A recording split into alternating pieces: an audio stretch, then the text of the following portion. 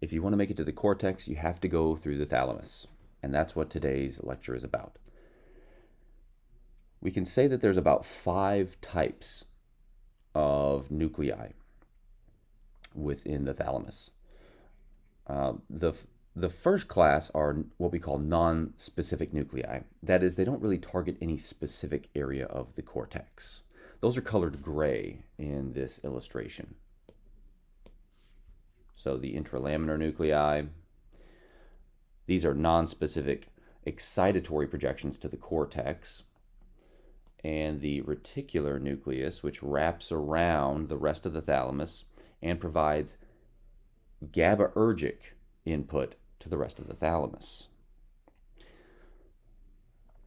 The reticular nucleus doesn't target any particular part of the thalamus. As a whole, it targets the entire thalamus, but different parts of the reticular nucleus can be active at different parts of the day. We'll touch on the nonspecific nuclei at the end. For the specific nuclei, they can be either relay nuclei, which come in 3 flavors. There's the green motor here, so the ventral anterior, ventral lateral. These are targeted by the basal ganglia, as we discussed earlier. Then we have the blue sensory relays in the back. Notice motor is anterior to sensory, just like it is in the cortex, and for the most part the spinal cord. And then we have the red cognitive relays. These deal with memory and emotion, and likely because of ancient origins of the nervous system, smell as well. Now within these sensory relays, a couple of them are special, which will be the 5th type, the association nuclei. Typically, your relay nuclei get some sort of lower level input. Let's say the ventral posterior nuclei, for example. They get input from the trigeminal nerve, well, from the secondary afferents in the trigeminal thalamic tract, spinal thalamic tract, the medial lemniscus. So raw information. That then gets passed to the primary somatosensory cortex, as we can see over here. But then there are association nuclei that actually get their input from the cortex. So the primary visual, auditory, and somatosensory cortices project into the posterior lateral and pulvinar nuclei. So these nuclei don't really know what's going on in the world, they just know what the cortex thinks is going on. And that allows those primary cortices to then target more higher level association cortices. So relay nuclei are just simply passing information from the secondary afferents up to the cortex, whereas the association nuclei allow different parts of the cortex to make associations with one another. Over here on the right, this is just showing you that we do indeed have a map. Now within the ventral posterior nucleus, there are different areas for proprioceptive input, fine touch, and pain. That goes from anterior to posterior as shown in this schematic. And within each of these sections, there's a medial component where we have our face and a lateral component where we put our body. And there's an organization that looks something kind of like that. So if you get everything in this illustration, you got the first half of the lecture. With that in mind, let's get into it. So we'll start with our relay and association nuclei. And these are simply there to allow information to make it to the cortex. That might be raw sensory information. It might be approval of motor programs by the basal ganglia. And it might also be a way of conjuring memories up from your hippocampus and putting it into your conscious awareness. Now, we should all appreciate that the thalamus and cortex are intimately connected, and they're always talking to one another if we're awake. You are awake, so your cortex is talking to your thalamus, and it's bidirectional. Now, there are 2 types of projections that come in. One are what we call core neurons. That's over here on the left.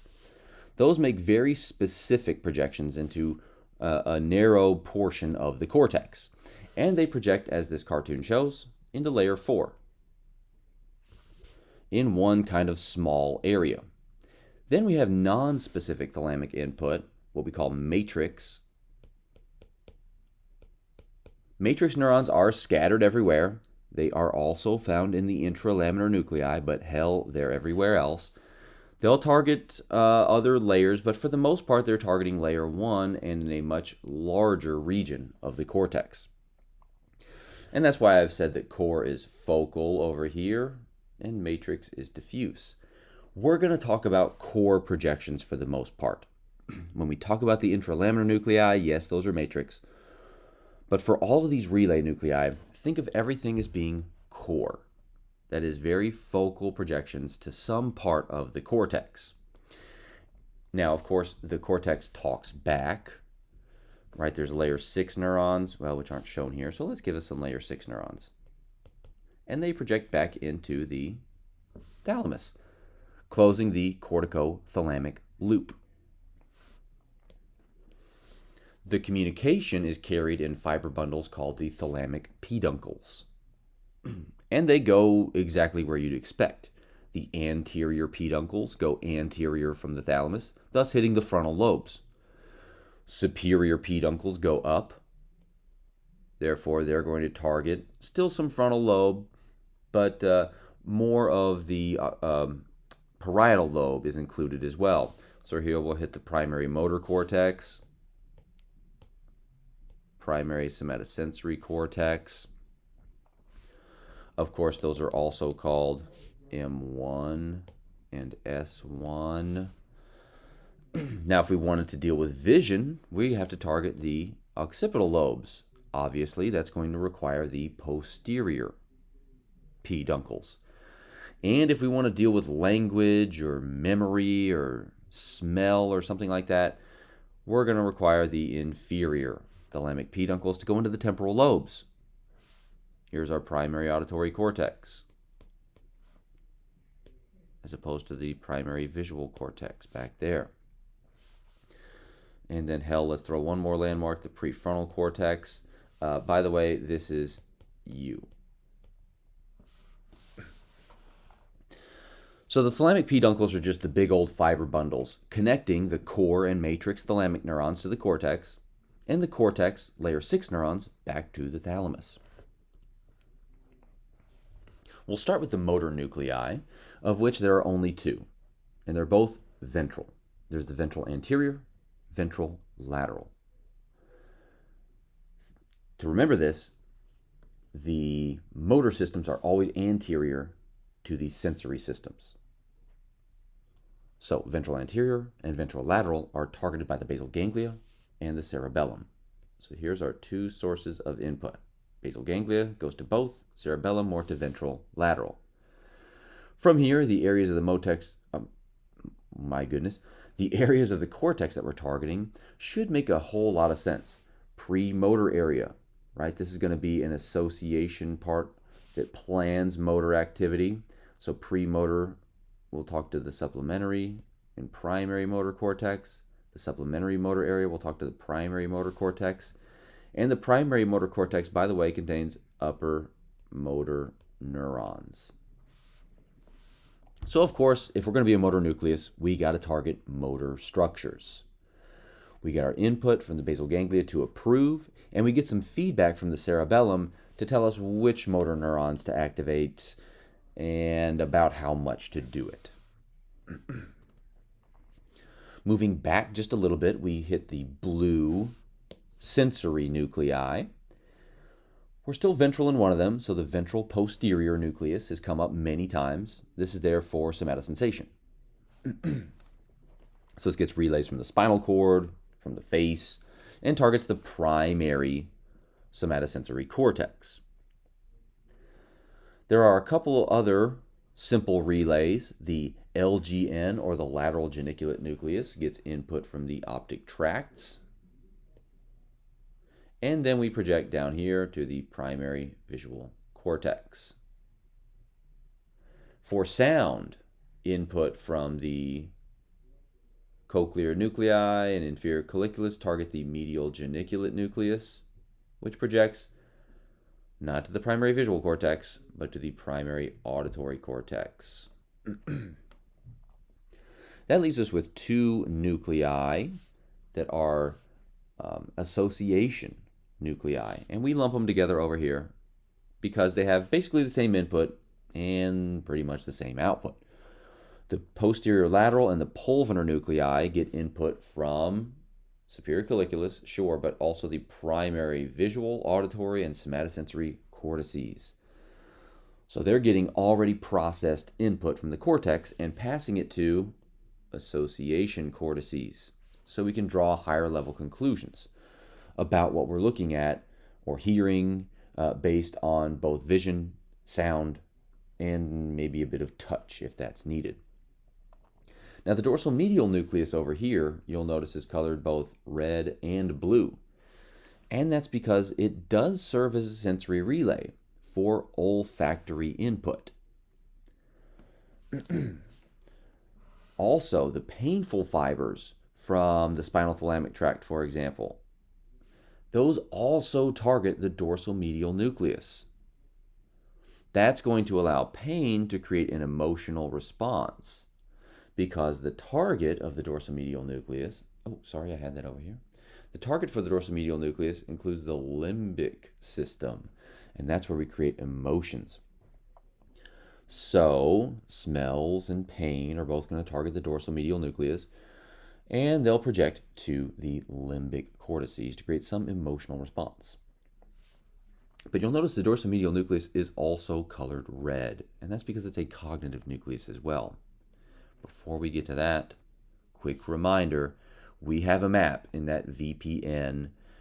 Let's not forget there's a ventral posterior medial nucleus and a ventral posterior lateral nucleus. So we can divide our ventral posterior nucleus medial to lateral. That's what's going on down here. We can also divide it anterior to posterior based on what we're dealing with. Proprioception going in the front, pain going in the back, and then fine touch somewhere in between. And that just depends on what kind of input are we getting. From here, we project to the primary somatosensory cortex to create some idea of where is my body, what's going on with it, and does it hurt anywhere. The red nuclei, the dorsal medial, the anterior, and the lateral dorsal nuclei all deal with memory to some degree because they're all connected to the limbic system. So they all have some memory function. The hippocampus provides input to the anterior and lateral dorsal nuclei, clearly implicating them in memory function. But any of the red nuclei play some role in memory. If they're damaged, you can expect some degree of amnesia. There are also some emotional components because of their connections with the limbic system, and we'll cover that when we discuss the limbic system. Now, the nonspecific nuclei are going to target either the cortex or the thalamus, and they'll target large areas of it. The intralaminar nuclei are excitatory. So these are the excitatory nonspecific nuclei, and these are scattered kind of around the whole thalamus in between those relay nuclei. So they're showing you here the, I'm losing myself. Okay, here we go. So they're showing you the mediodorsal nucleus, the pulvinar back here. There's some geniculate bodies hanging off between those. These white stripes here, those are the intralaminar nuclei. Mediodorsal over here. Here's my lateral, either posterior or my ventral components of that, ventral lateral, ventral posterior lateral, ventral posterior medial. In between there, here's where I have my intralaminar, that is between the sheets. So between these other nuclei, we have the intralaminar nuclei. And you can break this apart into its own components. Those are down here, and you'll see they're going to target different parts of the cortex. Doesn't matter. What we just need to appreciate is that we have very diffuse inputs and a couple of types. Very diffuse outputs. Now, as far as inputs go, we've got a couple of types. First of all, the spinal thalamic tract. Pain, in other words, will stimulate the intralaminar nuclei, as well as the ascending arousal system. So if you're in pain or awake, or both, the intralaminar nuclei are doing their thing, and that is they are broadly stimulating the cortex to make sure it's excitable enough for us to do stuff, and the striatum to make sure that it's active enough for that direct pathway to facilitate action. The whole idea is that by providing this diffuse input to the cortex, it makes it a little more excitable and therefore easier to turn on. So we'll see a lot more activity within the cortex. And this input's going to facilitate communication within the cortex here. Maybe these sine waves are doing it for you, right, to make sure that two neurons within the cortex are both active. They're both being brought to threshold near the same time so they can fire together. I don't know. To me, it's easier to just see an effect in an animal. So what they've done here is use a really nifty technique to inhibit the intralaminar nuclei. So they targeted neurons down in the brainstem that inhibit the intralaminar nuclei. And they put in a light-sensitive ion channel. So when you shine a blue light, you can turn this on. So that means when the mouse is awake and moving around, so there's a mouse here, and it's alive and behaving, so it'll walk around. And it has this little stimulator in its head. Let's give it some cute ears. So while it's walking around, you can turn the light on or off, and that's what they've done here. That blue line there is showing you where they turn the light on. And notice, we see this absence of activity. So this is just control showing us that their experimental setup works. When they shine the blue light into the brain of this mouse, it turns off the intralaminar neurons. Okay, how does that translate to behavior? Well, let's look down here. All right, so on the y-axis, this is how much movement we see in the mouse. So a normalized distance that it's walked. So 100% is called typical. So that's about how much that mouse liked to walk. You'll see in the first 10 minutes. Then what do we have going on? Blue light. Now, if you don't put in an ion channel, it turns out shining blue light into the brain of a mouse has no effect on it. So this line up top is fairly stable. Notice the conspicuous sink down here. That's the mouse that has the ion channel that turns off intralaminar neurons. Notice it walks about half as much. Why? Its cortex isn't as excitable, and its striatum is no longer as excitable. Therefore, it's hard to turn on that direct pathway, making it hard to walk. We haven't damaged anything. Turn the light off and tick, tick, tick, tick, tick, tick. Notice the mouse starts to move again, about as much as it did before. So when you think of the intralaminar nuclei, I want you to think of them as waking up the cortex and the basal ganglia so we can do stuff. And it does that with diffuse projections. It doesn't say what to do. It just says do something. Now the reticular nucleus is also nonspecific, but it's inhibitory, not excitatory. Here we've got ourselves the thalamus, and the reticular nucleus wraps around it.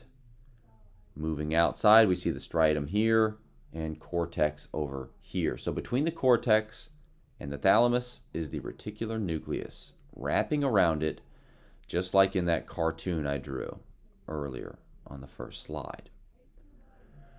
That means that any fibers that are passing from the cortex into the thalamus, or from the thalamus into the cortex, have to pass through the reticular nucleus. So we'll get a little input on the way. So these reticular neurons know what's going on in the thalamus and the cortex. They also get input from the ascending arousal system, but notice this is going to be inhibitory. Alpha 2 adrenergic receptors, GI.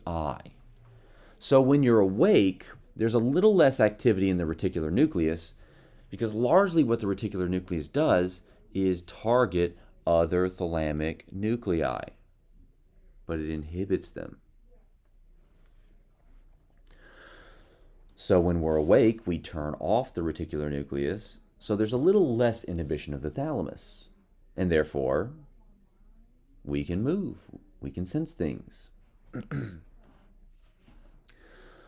Now, the neurons in the reticular nucleus don't particularly target any one thalamic nucleus. For example, they might target two. So here's a single reticular neuron, shown in black.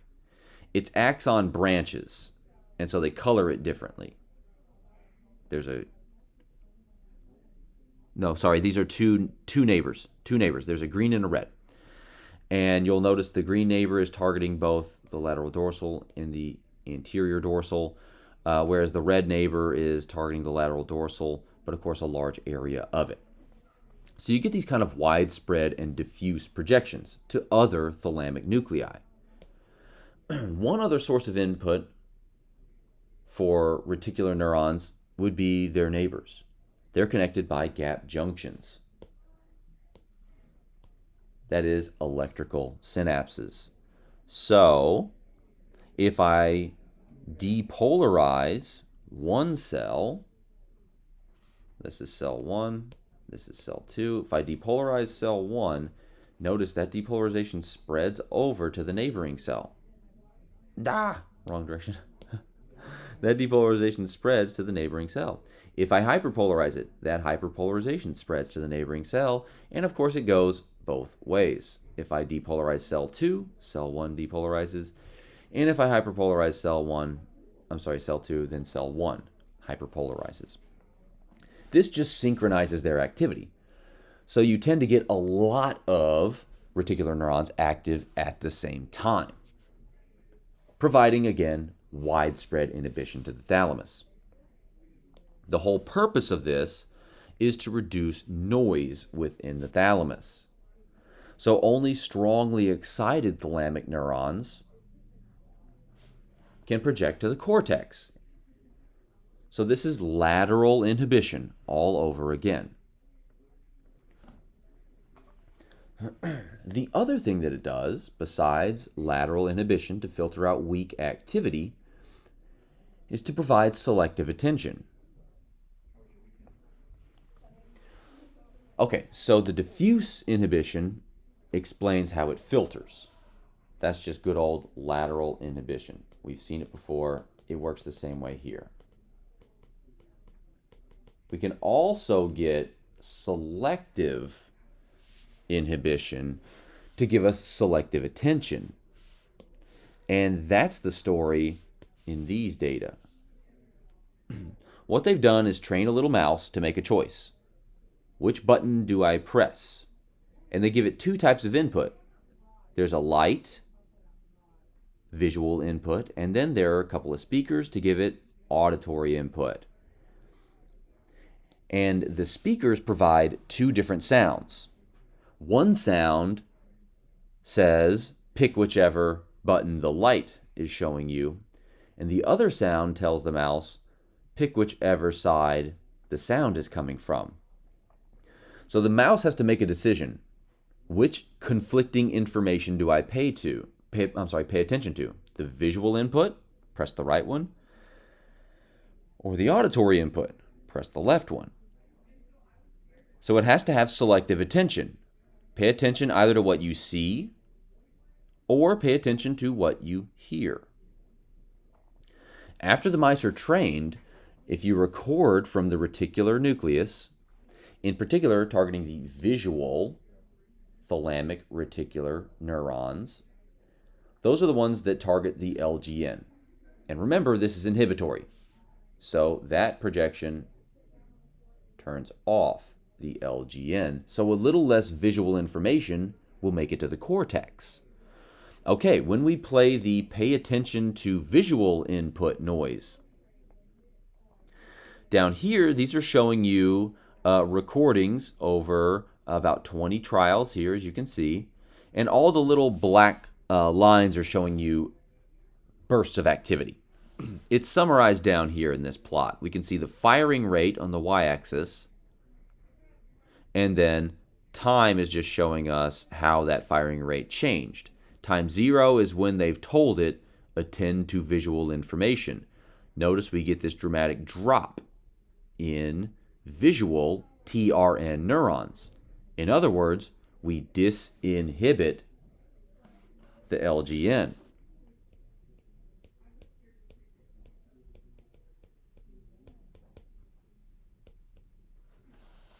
That way, the lateral geniculate nucleus allows more visual information to make it to the cortex, and so the perceptions of the mouse are colored a lot more by what it's seeing, so it goes and presses the right button. On the other hand, if we play the other noise that says, pay attention to what you're hearing, notice we don't see a drop in activity following that noise. We see an increase in activity in those visual TRN neurons. We have this kind of lower firing rate over here, similar to what we have over here. Notice the scales have changed. We play the noise. That means we need to pay attention to we need to pay attention to sound, not vision. So we see this increase in firing rate in the visual TRN. What does that do? Inhibits the LGN. So the mouse pays less attention to visual input and goes over here to select the little left button. This is probably important for allowing us to pay attention to one type of input. For example, if we're studying in a loud area, which is not a good idea, but commonly done, we can sort of filter out the noise a little bit, but I think you'd be a lot better off by just going to the library where it's quiet. Now, we can also change our thalamic reticular neuron activity as we sleep. So throughout sleep, we see these bursts of activity called sleep spindles. And these occur during stage 2 sleep, and what a sleep spindle is a burst of activity in the reticular nucleus. That, of course, shows up in an EEG. That's what we call a sleep spindle. We don't really know what they do, but we think they're probably important for memory function. There's a correlation between sleep spindle number and memory function, and if you decrease the number of sleep spindles, then you inhibit memory function. So there's probably some relationship. This is explained by which parts of the reticular nucleus create sleep spindles. And really we see them in those parts that target sensory nuclei. So when we have a sleep spindle, what we're getting is a burst of inhibition to sensory nuclei. So my spindle is going to provide a bunch of inhibition to sensory nuclei. But what we see during a spindle is actually a decrease in the activity of the limbic targeting TRN neurons. In other words, we disinhibit those cognitive relays like the dorsomedial and the anterior nuclei. That allows our memories to then make it to the cortex, and it prevents sensory information from coming through. Let's have a look at the data over here and see if this makes any sense. So this is just some anatomy over here. You can see our reticular nucleus just shown over there. What we care about is more down here. So here they're measuring sleep spindles. This is just showing you about how much spindle activity they see. 0 being none during the spindle. If it's 1, that's a lot of spindle. Now they're recording from different parts of the reticular nucleus. The blue is those visual TRN neurons that we saw in the last slide, the ones that were important for our selective attention. During the sleep spindle, we tend to see a whole lot of activity. Notice the positive correlation coefficient. So during a spindle, hey, there's a burst of activity. They line up pretty well, but not perfectly. Notice the correlation coefficient isn't 1. But if we look down here, we see a whole lot more positive correlation with visual TRN neurons, and we see a lot more negative correlation with limbic TRN neurons. All this is summarized over here. Oops, in case you like the in case you like the plot over here. So what this means is that during a spindle, we inhibit visual input, but we disinhibit limbic input. Limbic input we should think of as memory. So this is how memory makes it to the cortex and gets consolidated. At least that's the idea. Regarding thalamic damage, there are a variety of symptoms that can occur. Basically the loss of any function you could imagine. Now there are several arteries that serve the thalamus. They're shown in the first column, and each row shows the thalamic nuclei targeted by that artery and the clinical symptoms that arise when we have damage in that territory. What you'll notice is that each artery serves multiple thalamic nuclei, and in many cases we have motor, sensory, and cognitive nuclei together, so we get a mixed bag of clinical symptoms. And this is consistent with what we see with thalamic strokes. We tend to have a lot of clinical symptoms that include both motor, sensory, and cognitive deficits. For example, if we have damage in the mediodorsal nucleus, such as the first, second, and third rows there, we expect to see amnesia in those cases. On the other hand, if we target more motor nuclei, we might expect to see some degree of weakness, paresis, or ataxia. Damage to the sensory relays can cause, of course, sensory loss. And these are all just loss of function. And that's because of damage to relay neurons. Now, in addition to losing function, we can also gain some input from the thalamus as a result of thalamic damage. One example is synesthesia, and this is just where we have cross-modal perception formation. That is, we see sounds or we taste colors, things of that nature. Now, synesthesia can occur without thalamic damage, but thalamic damage can also lead to it. There's a couple of things that might be going on here. One thing that might happen is the loss of that lateral inhibition from the reticular nucleus. So, for example, we have sensory input, some tactile sensory input, largely targeting the ventral posterior nucleus. But hey, axons aren't perfect. We're going to get some offshoots. Now, normally we strongly excite the VPN, and that kicks on the reticular nucleus to provide that lateral inhibition through diffuse GABAergic projections. That'll be enough to cancel out the weak input to inappropriate nuclei, but not enough to cancel out the targeted input to the VPN. So the primary somatosensory cortex gets the perception that we're feeling something on our skin. Let's suppose we have damage, we lose the VPN or something like that. Now that strong sensory input arrives, but it has nowhere to go. These projection neurons are lost. The weak offshoots then are not inhibited, so we've lost our lateral inhibition now. Now the LGN can be a little bit active, and we may very well see things as a result of tactile sensation. Another option is that we strengthen the remaining weak synapses. That's another option. I'll show you that schematic as I discuss thalamic pain. So thalamic pain is a form of neuropathic pain present in about a quarter of people with thalamic strokes. Probably similar mechanisms to synesthesia, but this is just specific to pain. So we're hallucinating pain here. It might be disinhibition, could also be the strengthening of synapses. So recall that the spinal thalamic tract provides painful input to not only the VPN, but also the mediodorsal nucleus of the thalamus.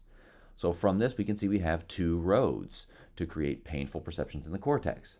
One from the VPN, and the other via the limbic system. Now this creates more of the affective component of pain, but that's what makes pain bad. If we have lesions in the VPN, and these are fairly common in thalamic pain, damage to this relay doesn't get rid of all painful input. Some remains, And so the mediodorsal nucleus can stimulate the limbic system, and the limbic system now has larger input to the pain cortex. Think of this kind of like hyporeflexia that we see with upper motor neuron lesions. In this case, we're not lesioning upper motor neurons, we're just losing half of the input. So we listen to whatever remains more intently.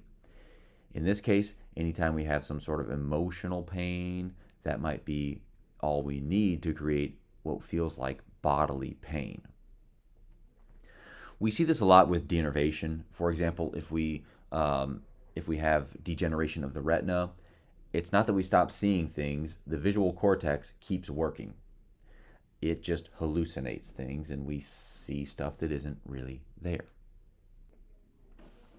Now, what you should be able to do when this is all said and done is to summarize the thalamus. And you should be able to do some very basic drawings. My suggestion, I like to start with a circle. I then cut it into thirds, roughly. I've got my intralaminar nuclei here. Those are diffuse, nonspecific. And we can write diffuse excitation.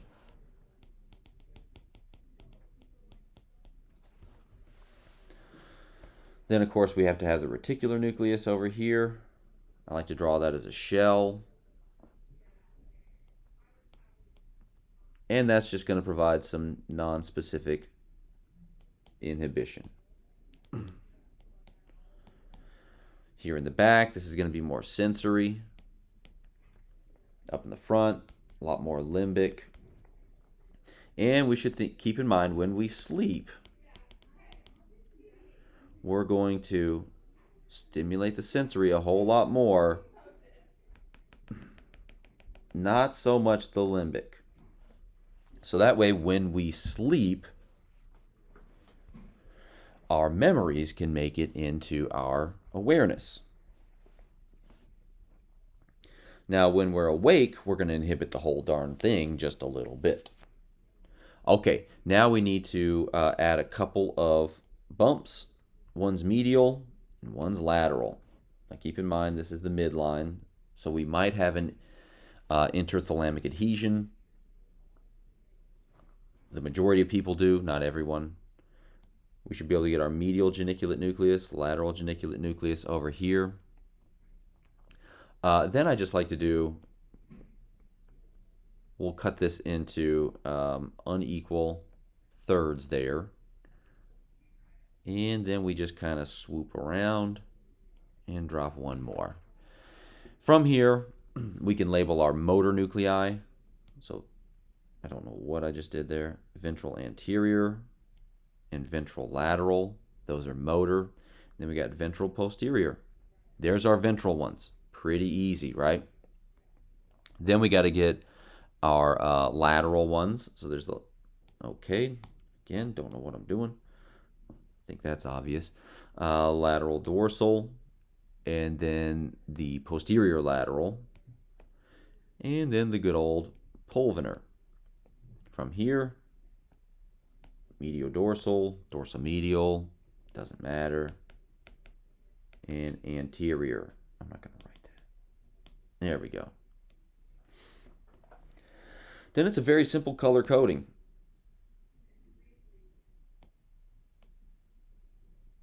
Green for motor, it's those right there.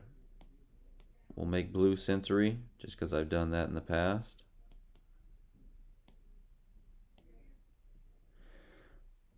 And then we got to get our, oh wait, a little bit here. And then our cognitive. Then you just got to think about your ins and outs. If it's cognitive, there's probably some input from the hippocampus. That'd be the anterior and the lateral dorsal. The medial dorsal gets input from limbic cortices. And anything that's a cortex, it's going to be a bidirectional arrow. Basal ganglia, targeting the motor nuclei, cerebellum targeting the ventrolateral, and then these two collectively we'll say target the motor cortices.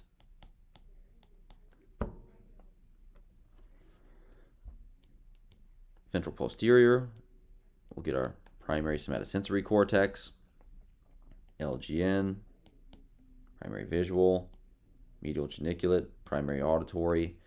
Now, all of those then provide input into the pulvinar and posterior lateral, which we'll treat as the same.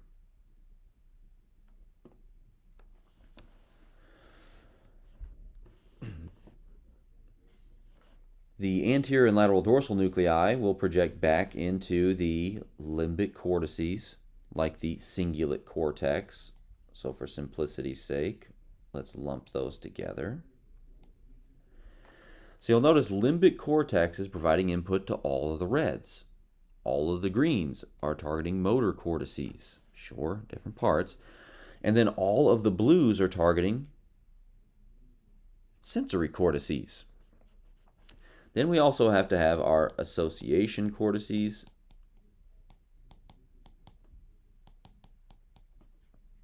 And that's the target of that pulvinar and posterior lateral. That's why they are association nuclei, as opposed to just simple relay. If you understand that, I think you'll be able to handle any question that's thrown at you on the thalamus. If you want to throw some questions at me, use the questions box so I know what's troubling you. See you later.